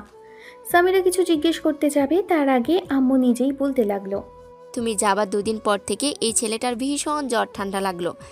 জ্বরের জন্য বারবার করে সেন্সলেস হচ্ছে। কয়েকবার করে ডক্টরের কাছে দেখানো হয়েছে, কিন্তু তাতেও কাজ হয়নি। জ্বর আসছে তো আবার কমছে, কি করব বুঝতে পারছি না। হসপিটালে নিয়ে যেতেও দিচ্ছে না। আবার ওর আব্বু বলছে যে বাসায় থাকতে এখন আবার ডেঙ্গু জ্বরটা খুব বেশি হচ্ছে মানুষের, সেজন্য আর কি নিয়ে যেতে ভয় পাচ্ছি। আচ্ছা, তোমার যেদিন আসতে ইচ্ছা হয় সেদিনই আসো, এর মাঝে আর আসতে হবে না। ছেলেটা অসুস্থ, আমি একা মানুষ পেরে উঠছি না। আম্মুর সাথে কথা বলা শেষে সেদিন সামিরা কেন কেঁদেছিল সেটা নিজেও জানে না। তবে যখন আম্মু কলটা কেটে দিয়েছিল, মুখে হাত দিয়ে কিছুক্ষণ বসেছিল, তারপর হঠাৎই বালিশে মুখ গুজে দিয়ে নিজেই কেঁদেছিল। পরদিন আব্বু ওকে বাসায় দিয়ে আসলো। সামিরা দৌড়ে ঈশানের রুমে আসে, এসে দেখে ছেলেটা আছোয়া হয়ে বসে আছে, বোনের সাথে কথা বলছে। ভাবিকে দেখেই বোনটা সামনে থেকে সরে যেতেই সামিরা এসে সামনে বসলো। ছেলেটা একদম শুকিয়ে গেছে 4-5 দিনের মধ্যে। সামিরা এসে ঈশানের সামনে বসিয়ে মুখে হাত দিয়ে কিছুক্ষণ বসে রইল। তখন ঈশান শুয়ে পড়তে গেলেই সামিরা তার মাঝখানে যেটা করলো সেটার জন্য ঈশান প্রস্তুত ছিল না। বোনের সামনেই হুটহাট করে ঈশানকে জড়িয়ে ধরল আর ফুপিয়ে কেঁদে উঠল। মেয়েটা ওকে 2 হাতে শক্ত করে জড়িয়ে ধরে বলতে লাগলো, সবটা আমার জন্য হয়েছে। আমি যদি বাসায় না যেতাম তাহলে তোমার জ্বরও আসতো না, আর তুমি এমন করে বেডেও পড়ে থাকতে না। রাগের মাথায় একটা বারের জন্য তোমাকে কল করিনি, তার জন্যই বোধহয় রাগের মাথায় তুমি আমাকে কল করোনি, তাই না? সেজন্যই এত কিছু। আমি বুঝতে পারিনি শোনা এরকম কিছু হবে, তাহলে কখনোই বাসা থেকে যেতাম না, বিশ্বাস করো। ভাবির এরকম কর্মকাণ্ডে বোনটা সেখান থেকে লজ্জা পেয়ে দৌড়ে চলে গেল, আর যাওয়ার সময় দরজা লাগিয়ে দিয়ে গেছে। সামিরা কতক্ষণ ঈশানকে জড়িয়ে ধরেছিল জানে না, তবে ঈশান যখন ঘুমিয়ে পড়েছিল ওর বুকের মাঝে, তখন সামিরা ওকে বেডে শুইয়ে দেয় আর নিজে ছেলেটার পাশে শুয়ে ওকে শক্ত করে জড়িয়ে ধরে। এতদিন বাদে ছেলেটাকে কাছে পেয়ে মনে হচ্ছে নিজের প্রাণ ফিরে পেয়েছে। প্রথমে তো নিজেই বিয়েটা করতে চাইনি, আর আজকে কিনা ছেলেটাকে দেখতে পাওয়ার পর মনে হচ্ছে যে ভেতরে একটু শান্তি লাগছে। তাহলে কেন যে এতদিন ওর থেকে দূরে সরেছিল, সবসময় ইগনোর করেছে। ঈশান ঘুম থেকে উঠে দেখলো সামিরা ওকে জড়িয়ে ধরে রেখেছে। ছেলেটা নিজেকে ছাড়িয়ে নিয়ে ফ্রেশ হয়ে আসলো। সেদিন রাতে ডিনারের পর ঈশান রুমে এসে শুয়ে আছে। সামিরা তখন এসে ওর পাশে শুতেই ঈশান মাঝখানে একটা কোলবালিশ দিল। সামিরা সেটা সরিয়ে দিতে গেলে ঈশান তখন বলতে লাগলো, এখন এসে এই ভালোবাসাটা তোমাকে আর দেখাতে হবে না, অনেক দেখিয়েছো এত ভালোবাসা। সেদিন তো খুব বলেছিলে যে আমার থেকে দূরে সরে যাবে, আমাকে ডিভোর্স দিয়ে দিবে। তো দাও, আমিও দেখব তুমি কি করে আমার সাথে থাকতে পারো। আমি বলেছিলাম না, আমার ভালোবাসাটা যত মধুর তার থেকে বেশি তিক্ততা আমার অবহেলা। অতিরিক্ত ভালোবাসার ফলস্বরূপ তুমি এরকম একটা কাণ্ড করেছিলে না, তাই না? সেটার ফলাফল তুমি এখন ভোগ করতে পারবে, বুঝতে পারবে আমাকে কষ্ট দেওয়ার পরিণাম কি হতে পারে। তুমিও খুব ভালো করেই বুঝবে যে কাউকে ভালোবাসলে তার ভালোবাসাটা না পেলে ঠিক কতটুকু খারাপ লাগে। ঈশান, আমি ভুল করেছি, তার জন্য যা পারো শাস্তি দাও, তারপরেও তোমার কাছ থেকে আমাকে দূরে সরিয়ে দিও না প্লিজ। ভুলটা আমার ছিল, না জেনে না শুনে তোমার মতো একটা রাগী আর অহংকারী মেয়েকে বিয়ে করাটা। সেই জন্য এখন সেই শাস্তিস্বরূপ পেতে হচ্ছে।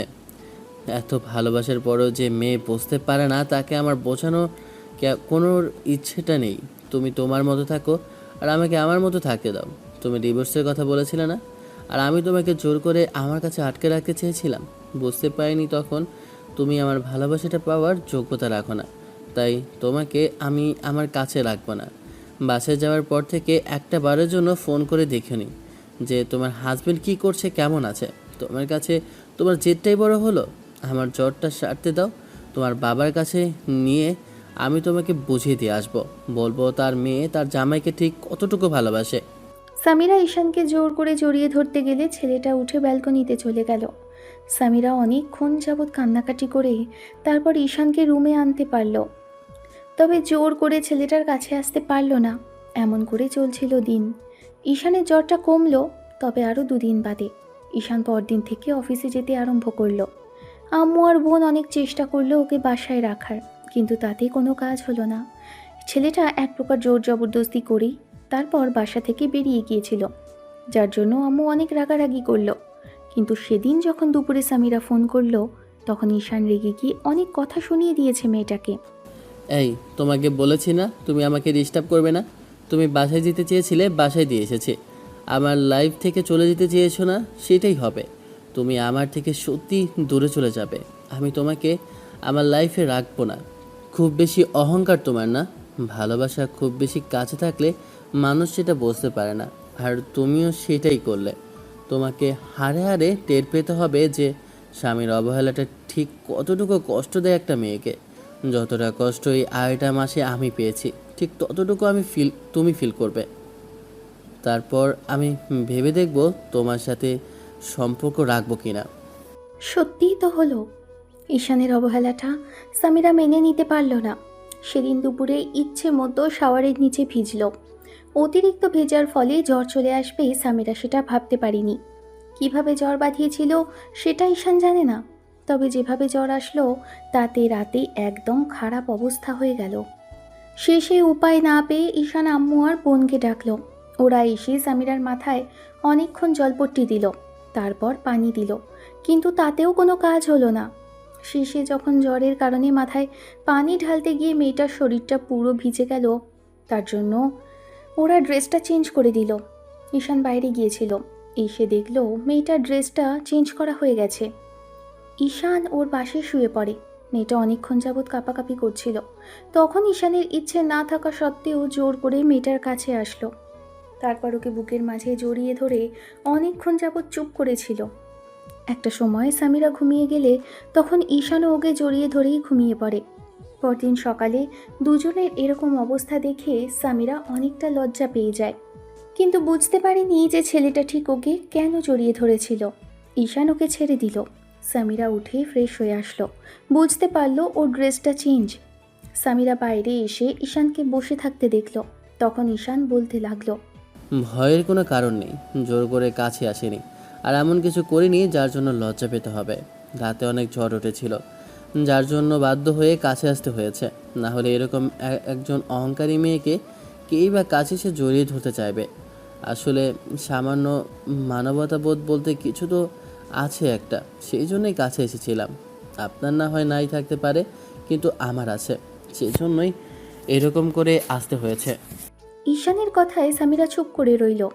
ঈশান উঠে গিয়ে ব্রেকফাস্ট নিয়ে আসলে মেয়েটার জন্য, তারপর নিজেও হাতে খাইয়ে দিতে গেলে সামিরা খেলো না। তখন ঈশান বলতে লাগলো, 2 দিন বাদে এখান থেকে চলে যাবেন, তখন এসব নাটক দেখাবেন। এখানে থেকে অসুস্থ হলে আপনার বাবা আমাকে জিজ্ঞেস করবে কেন অসুস্থ হলো তার মেয়ে, কী জন্য অসুস্থ হলো, আর দেখে রাখতে পারেনি কেন। তুমি আগে বলো, তুমি আমাকে ভালোবাসো, আদর করে খাওয়াবে, নাহলে আমি তোমার হাতে খাবোই না। দেখো, আমি কিন্তু খাওয়াগুলো ফেলে দেবো। সেটা আপনার ব্যক্তিগত ব্যাপার। আপনি খাবার ফেলে দিবেন নাকি খাবেন সেটা আপনি জানেন। ফেলে দিলে আমার পক্ষে সম্ভব না আর আপনাকে জোর করে খাওয়ানোর, কারণ আমি এত আদি খেতে দেখাতে পারি না। সামিরা মাথা নিচু করে রইল। তখন ঈশান বলতে লাগলো, দ্রুত খেয়ে নিন, ডাক্তারের কাছে যেতে হবে। ঈশান অনেকক্ষণ চেষ্টা করে যখন মেয়েটাকে খাওয়াতে পারলো, তারপর নিজেও কিছুটা খেয়ে তারপর মেয়েটাকে নিয়ে বেরোলো। গাড়িতে করে যাচ্ছে। সামিরা ঈশানের একটা হাত জড়িয়ে ধরে রেখেছে। আজকে আবার ড্রাইভার এসেছে। এই মুহূর্তে মেয়েটাকে একা ড্রাইভ করে নিয়ে যাওয়াটা বেটার মনে করলো না, তাই ওদের সাথে ড্রাইভারকে নিয়েছিল। ঈশান আর সামিরা পেছনে বসে আছে। মেয়েটা ওর একটা হাত জড়িয়ে রেখেছিল। ঈশান অনেকক্ষণ যাবৎ চেষ্টা করলো ছাড়ানোর, তাতেও ছাড়াতে পারল না। হসপিটালে এসে বেশ খানিকক্ষণ ডক্টরের সাথে কথা বলে তারপর কিছু টেস্ট দিয়েছিল, সেটা করে মেডিসিন নিয়ে তারপর বাসার উদ্দেশ্যে ফিরল। সামিরা আসার সময় ঈশানের বুকের মাঝে ঘুমিয়ে পড়েছিল। ঈশান কোলে করে মেয়েটাকে রুমে এনেছে, শুইয়ে দিলে সামিরা ওর গলাটা জড়িয়ে ধরে রেখেছিল। তাই এক প্রকার বাধ্য হয়ে কিছুক্ষণ মেয়েটার পাশে শুয়ে থাকতে হলো। তারপর উঠে গিয়ে ফ্রেশ হলো। সন্ধ্যার মুখে ঈশান বাইরে থেকে এসে দেখল সামিরার ঘুমটা ভেঙে গেছে। মেয়েটার মুখটা কালো দেখে ঈশান বুঝতে পারল আবার কোথায় জ্বর এসেছে। তাই ওর পাশে বসলো। তারপর সামনে বসে গালে কপালে হাত দিয়ে দেখল হালকা হালকা জ্বর আছে। ঈশান এবার উঠে যেতে নিলে সামিরা ওর একটা হাত ধরে বসিয়ে দিল। তারপর ছেলেটাকে জাপটে ধরে ফুপিয়ে কেঁদে উঠল। দুই হাতে জড়িয়ে ধরে কান্না করে দিয়ে বলতে লাগলো, বেবি, রাগ করে আছো আমার উপর? আর কখনো এমন কিছু হবে না, বিশ্বাস করো। আমি না খুব বেশি ভয় পেয়ে গেছিলাম, ভেবেছিলাম তোমার কিছু হয়ে যাবে। আর দেখো, কালকে রাগের মাথায় শাওয়ার নিয়ে জ্বরটা বাঁধালাম, আর তুমি আমার এত সেবা করছো। আমি বুঝতে পারিনি তোমার ভালোবাসাটা সত্যি। দেখো, আর এরপর থেকে আর কখনো এরকম ভুল করবো না। আমাকে একটাবারের মতো মাফ করে দাও। আমি বলছি, এরপর থেকে আর কখনো ভুল হবে না, শোনো। ঈশান এক হাতে সামিরার মাথাটা বুকের সাথে চেপে ধরতেই মেয়েটা বুকের সাথে লেপটে গেল। সামিরা ওর মন গড়া সব গল্প আর ওর প্রতি ভালোবাসার অনুভূতি, আবেগ, ইমোশনের কথাগুলো বলতে লাগলো। ঈশান একটা পর্যায়ে মেয়েটাকে ছাড়িয়ে নিল, ওর চোখের পানিগুলো মুছে দিল। তারপরও বারবার চোখে পানি আসছিল, তাই দেখে এবার ঠোঁট দিয়ে চোখের পানিগুলো শুষে নিল। সারা মুখে কিছুক্ষণ চুমু দিল। মেয়েটা কিছুটা শান্ত হয়ে শার্টের কলার আঁকড়ে ধরে ফুপিয়ে ফুপিয়ে বলতে লাগলো, এমন করে সারা জীবন ভালোবাসবে তো? কখনো আমাকে ছেড়ে যাবে না তো? বলো না, আমাকে একটা বেবি দিয়ে দেবে চান? দিব, আগে সুস্থ হও তারপরে দিব, তার আগে পাগলামি করা চলবে না। আর বুঝতে পেরেছো তো যে স্বামীর অবহেলা করলে ঠিক কতটুকু খারাপ লাগে, কতটুকু কষ্ট হয়। বুঝতে পেরেছি, খুব ভালোভাবেই বুঝতে পেরেছি। আমি এরকম তিক্ত অভিজ্ঞতার সম্মুখীন হতে চাই না। তুমি আমাকে খুব শীঘ্রই একটা বেবি দিয়ে দিবে। এখন থেকে আমার উপরে তোমার উপর রাগ, জেদ, অহংকার কিছুই দেখাবো না। দেখবে, সব সময় শুধু তোমাকে ভালোই বাসবো, তোমাকেই আগলে রাখবো। আমি নিজের সর্বোচ্চ দিয়ে চেষ্টা করব তোমার ভালো স্ত্রী হয়ে দেখানোর। আমাকে কিন্তু এরকম করে প্রতিদিন আদর করতে হবে, ভালোবাসতে হবে। বাসবি তো এরকম করে ভালো? আরে বাবা, বাসবো। এবার দেখি, কান্না থামাও আর আমার বুকের মাঝে একটু থাকো, আমার খুব শান্তি লাগছে বউ। না না, আমার আদর চাই, যে আমার অনেক অনেক আদর চাই। এক্ষুনি তুমি আমাকে আদর করবে, আর কাল রাতে যেটা হয়নি এখন সেটা করে দেখাবে। এখন এই অসুস্থ শরীরে দিনের বেলাতে করলে সবাই তো দেখে ফেলবে। আচ্ছা ঠিক আছে, রাতে না হয় করে দেখাবো। বললাম তো না, এখনই করতে হবে, এখনই আদর করবে তুমি আমাকে। যদি অনেক অনেক ভালো না বাসো, তাহলে কিন্তু আমি সত্যি আবার বাবার বাড়িতে চলে যাব। সামিরা কথাটা শেষ করতে পারল না। তার আগেই ঈশানোর মাথার পেছনে শক্ত করে চেপে ধরে ঠোঁটের সাথে ঠোঁট মেশালো। তারপর দুজনেই রেসপন্স করতে লাগলো আদুরে স্পর্শে। মিনিট 5 পর সামিরা ওকে ছেড়ে দিয়ে বুকে মুখ লুকালো। এরপর যেটা হবে সেটা আমরা সবাই খুব ভালো করেই জানি, তার জন্য আর বাড়তি কিছু বলতে চাইছি না। দেখা হচ্ছে অন্য কোনো দিন, অন্য কোনো গল্পে। ততদিন পর্যন্ত সুস্থ থাকবেন, ভালো থাকবেন, আমাদের সাথেই থাকবেন। ধন্যবাদ। আল্লাহ হাফিজ।